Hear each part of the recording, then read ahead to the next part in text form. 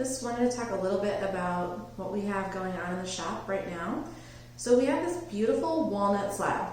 We picked this up at a great place if you were local to Cleveland or anywhere in Ohio.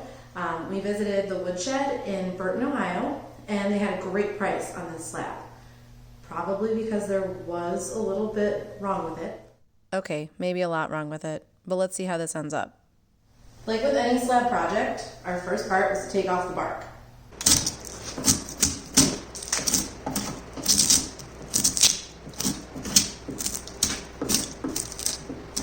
Once the bark was removed, we smoothed out these edges, making sure we're keeping the character of the wood and all the beautiful qualities that come with live edge, but also keeping a nice smooth table so this will look like a finished piece in someone's home one day.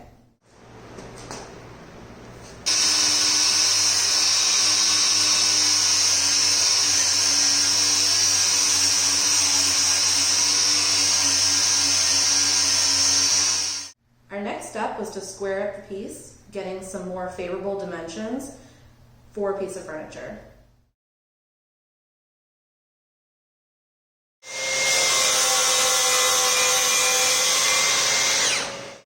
After we had the piece squared up at the dimensions we were hoping for, it was time to head over to our CNC.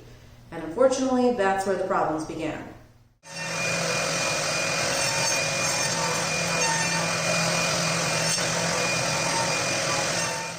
As you saw in the CNC video, as we were surfacing off here, the cracks through the center became much more evident and unfortunately a lot more pronounced than we were hoping.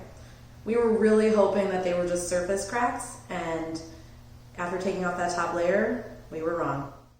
So we were left to figure out how to keep moving forward with making this beautiful piece, but also address the growing cracks in the middle. We tossed around some ideas. We could have used a bow tie.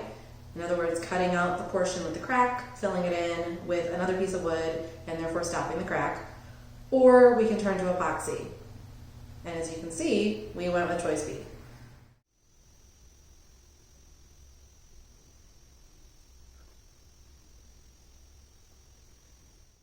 As you can see on the bottom of the piece, we had to fill the cracks all the way through using deep pour epoxy. Heading over to our CNC and surfacing this again is the only way we're going to know if this was successful. Let us know in the comments below, would you have gone this route or would you have tried bow ties?